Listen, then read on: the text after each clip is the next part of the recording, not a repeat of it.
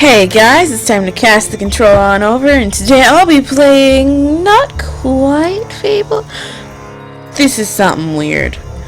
I decided that rather than read it all in the middle of the game and stop the big, momentous battling and questing and heroics, when I got things like... That's the wrong one? Like the books. Books! You pick up a lot of them in this game, and I am what I like to affectionately refer to as a lore whore. I love the lore in games. I collected almost every codex entry in the Dragon Age games that I've played. Not on the channel, don't look for them if you've suddenly stumbled on my videos. Sorry, that was pre-Let's Playing years. I love reading them and learning about the world that I'm in because I like immersing myself in my games. So, today, specifically I'm putting it up on a Steam Sunday, just to test the waters, so to speak. If this gets really well received, I might put it up on its own day, or as a bonus on the day as well as Saturdays. If it's really well received, I might alternate, like put this up instead of a regular Fable. I'm not sure exactly how I'm gonna do it yet. All I know is that I'm going to read all of the books out loud at some point with you guys, for those of you who are like me and want to know what they say. But I don't want to bog down those of you who just want to see me die or watch me try to flirt with demon doors. Not everybody's into the books. I get it. Not everybody's a bookworm. Not everybody's a lore whore. You'll note that I didn't outright name the video Lore Whore. I wanted to. Lore Whore number 1, bonus episode. But I was sincerely concerned with what YouTube might do with a video that had the word whore in the title. So instead it's just going to be Fable bonus episode. And today it's going up as a Steam Sunday, even though it's only going in the Fable playlist.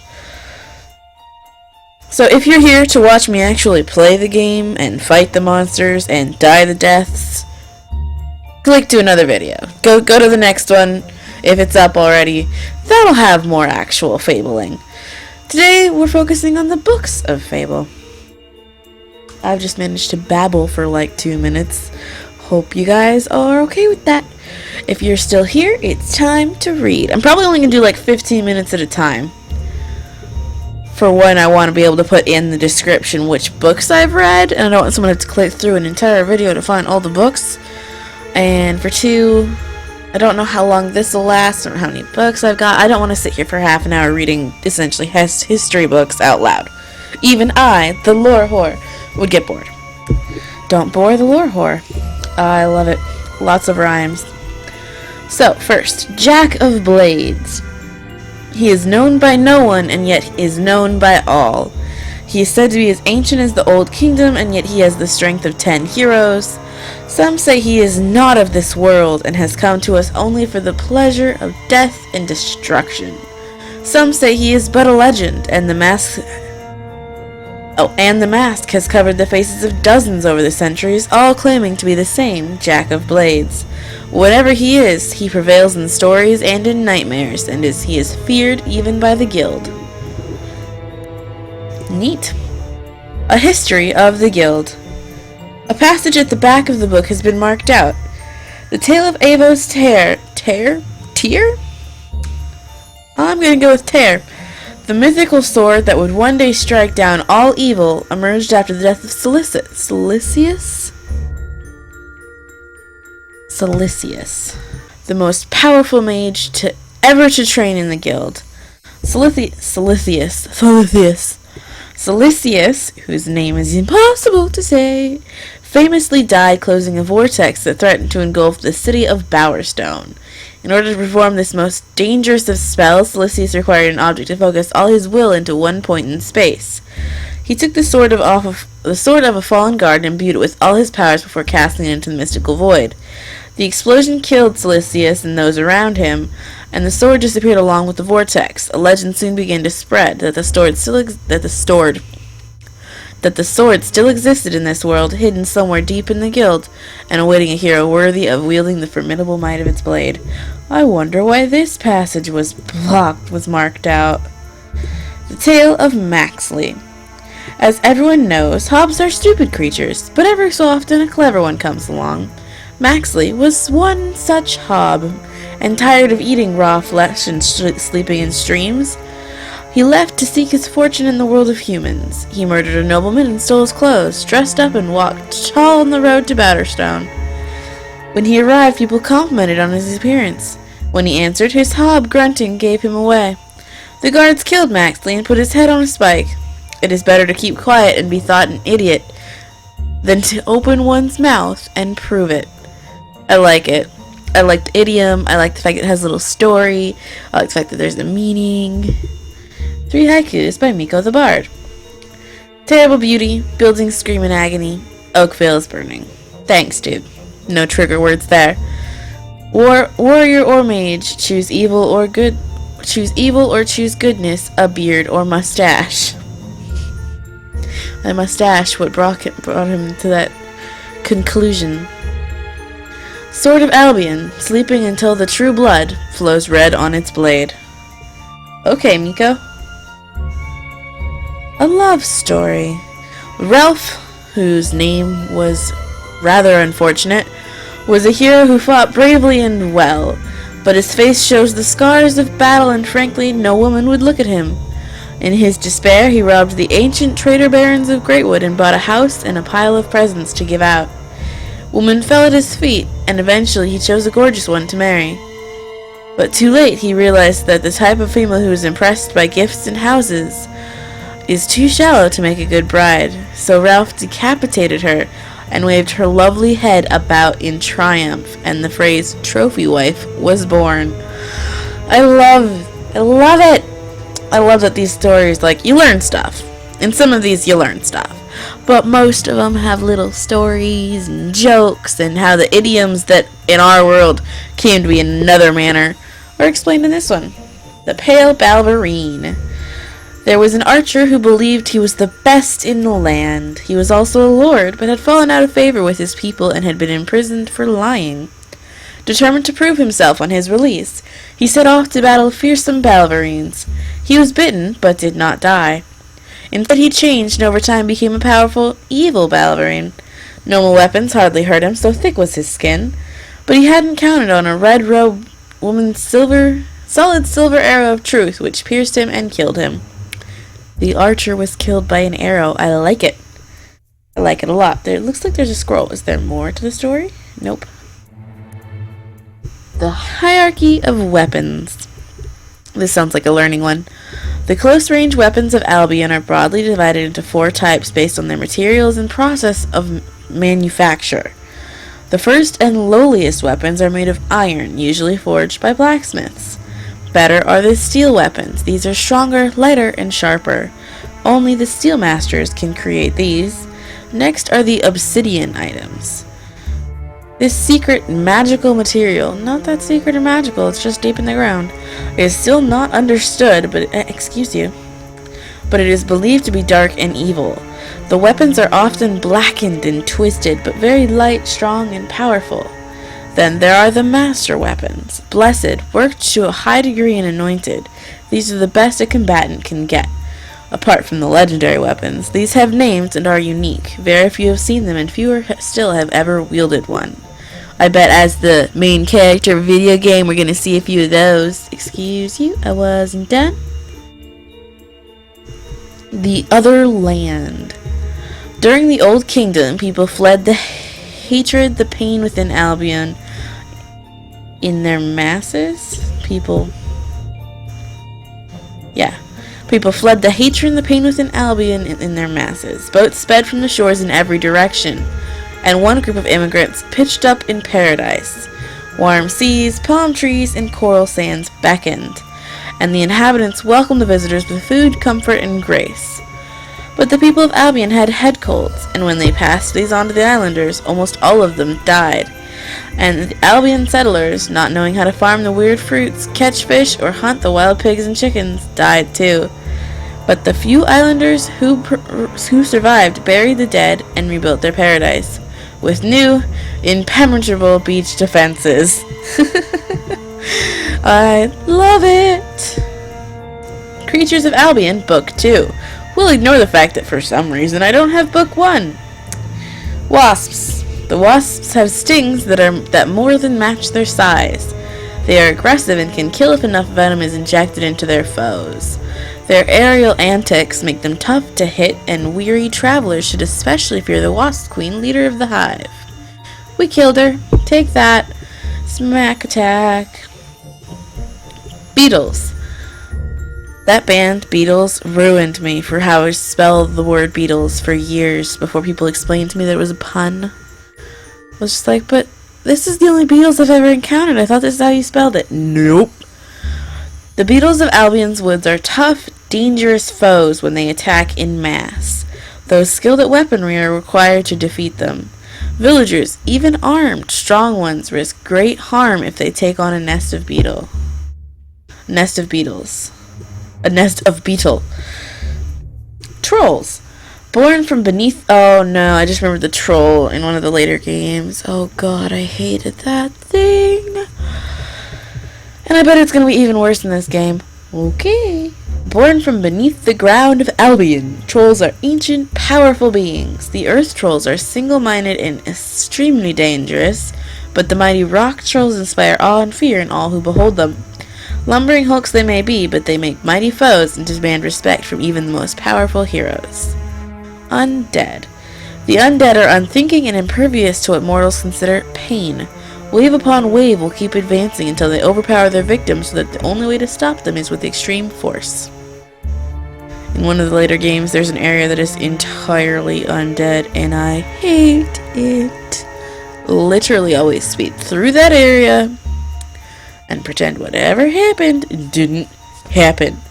It's like I'm just whoosh, okay, on to the next quest. No, that thing doesn't need more attention. I'm done. The Old Kingdom. Long ago, the kingdom of Archon ruled every corner of Albion. Archon? Archon. The world was peaceful and in perfect order, though many wondered if the force that held it all together was not corrupt. For Archon had in his possession a sort of vast and mysterious power, and Albion's elders wrote of gradual changes overcoming their leader. These changes spread to the kingdom itself. Strange structures were erected round the world, and huge armored figures were seen guarding 4 hubs of energy in Archon's castle himself. Every living thing was touched by the sword's influence, and soon foul creatures the world had never seen before darkened the people's lives. And yet no record exists of what caused the fall of the kingdom, so suddenly, so irrevocably. Irrevocably? Archon, and the sword disappeared, but the darkness remained. How many do we have left? I can probably get through all of these. The Northern Wastes. The 9 seas surrounding Albion, but to the north... Oh, the 9 seas surround Albion, but to the north is the wasteland. Some say there's nothing, and others that it is the Jack of Blades' true home. The old scribes say it was once a mighty empire before the glaciers came. Libraries of arcane knowledge still exist beneath the ice. Is this the north? And those who once lived there sleep deeply beneath the cold blanket, ready to reawaken. Eating bacon? Reawaken when the time comes and Albion is again ruled by one man. The Tale of Twinblade. Heroes, good or evil, need self-discipline, and Twinblade, a young, powerful swordsman, was no different. After graduation, he stopped taking quests at the guild when he realized he could take what he wanted from anyone. His love of gold and growing resentment of other heroes drove him to live in the woods as a thief. His strength and ruthlessness led him to face and kill other bandit clan leaders, and he united the forest clans and became king of the bandits. But deep inside him, Twinblade never lost the code of honor and respect that the guild had installed in him. I mean, code of honor and respect includes killing and looting people? Okay. The dragons. Many dragons lived in Albion. Albion. But the old kingdom huntsmen killed them for sport.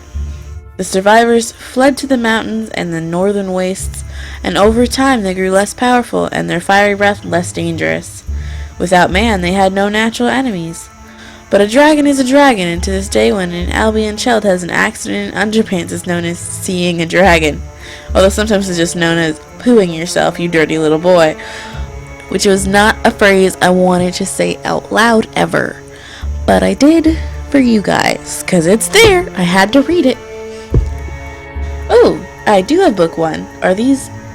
I mean, even if these are put into the order of when I found them, they're still in the wrong order. Nymphs. Nymphs are ethereal yet dangerous creatures. There are 3 known types: the water nymph, the wood nymph, and the very powerful succubus nymph. All will be eager to send you to an early death if you stray across their path. Minions. Mindless attacking animals bred by the Old Kingdom wall guards for attacking intruders. Minions are... No, stop picturing the minions that are look like bananas. No, not the banananins. Not the banananins. I really hope I get to fight these things so that I can stop picturing the banana minions. The only thing they fear are their masters and the bigger, more powerful minions known as Dreadwings. Scorpions. Born of the fires of ancient Bolwood, scorpions are armored beasts with evil hearts. Hushed voices tell of larger scorpions bred in captivity for fighting. As a Scorpio, I am offended. Screamers. No thank you. Horrific entities caught in the netherworld, screamers have long struck fear into the population at night. They roam the land and are dangerous in their attacks. The arena. Heroes left the guild and made their choices, good or evil, in Albion. But with the freedom to do as they choose, they often clashed. Sometimes they fought to the death. These bouts were often arranged in advance, and people traveled from miles around to see them. Eventually, the arena was built, and the bouts became bigger and more spectacular. Creatures from across Albion were captured and brought there for heroes to kill. One rule remained from the olden days, though. Should either combatant so choose, the battles could be done to the death. Creatures of Albion, Book 3. Balverines. The wolf people of the forest, Balverines are strong, cunning, and fast. They are evil through and through, but especially so are the stronger, more cunning white Balverines, born of a full moon. These are said to be the result of those bitten who resisted the poison and, instead of dying, became one with the clan. The Old Kingdom tells of silver weapons built especially to kill these white Balverines. Hobbs. The underrace of the dells and hollows, the Hobbs are short and squat half-people whose genetics are intertwined with the mud and slime of the deep country. Often dim but always aggressive, Hobbs are led by tougher leaders. The brainiest can even learn to use spells, some say. Kraken. Albion is surrounded by 9 seas, and the Kraken rules them all. These aquatic creatures were here long before the kingdoms of old, yet few have ever seen one. And not even the most boastful heroes claim to have defeated a Kraken in combat. Dragon gets 2 listings? The dragon gets its own book. I'm sorry. What more can be said about these fire creatures who own the mountains? A race in decline, they were once revered, but now they're just an ancient, albeit powerful, and dangerous relic of the Old Kingdom. Page 126 of A Hero's Journey 1. You stand before... Oh my god, it's an adventure book. Here's my guess. It's a Choose Your Own Adventure book. You stand before a rocky mountain and look up to the ragged clouds cloaking its peak. Suddenly you feel a cold wind on your face. It seems to come from a cavern straight ahead. Its black mouth waits to engulf you as you move closer. If you choose to enter the cave, go to page 241. If you'd rather take the path west of the mountain, go to page 37. Considering page 37 is going backwards, I would assume that it was death, because it'd be a conclusion you could reach earlier. Not gonna dwell on it. That's all the books I have so far. Slow scroll up through. Ta-da! I'm probably gonna wait until I have at least as many as I just read, maybe a few less since this took 20 minutes before I do the next lore horror bonus Fable episode. If you liked this, definitely let me know, because I love watching the video games where they stop and read the things, but a lot of Let's Players don't like to do that because it detracts from the overall pace of the video. So that's why I wanted to try putting it in its own video. See what you guys think, see how I felt about it, practice reading out loud. I had fun. Hope you had fun. We all learned something about the sense of humor. It's definitely neat because, like I said, I've played the second and the third game, and I've read all of those books, and it's really cool to be reading this because I can see the same sense of humor but less refined. And it's really neat to be able to see the building blocks of the games that I adored. And it's cool to see where it came from, how it started. I'm so glad I'm finally playing this game. Anyway, that's going to mark the end of my turn. Let me just cast the controller on back to you and hope you pass along again soon. Bye-bye, guys, and thanks for watching.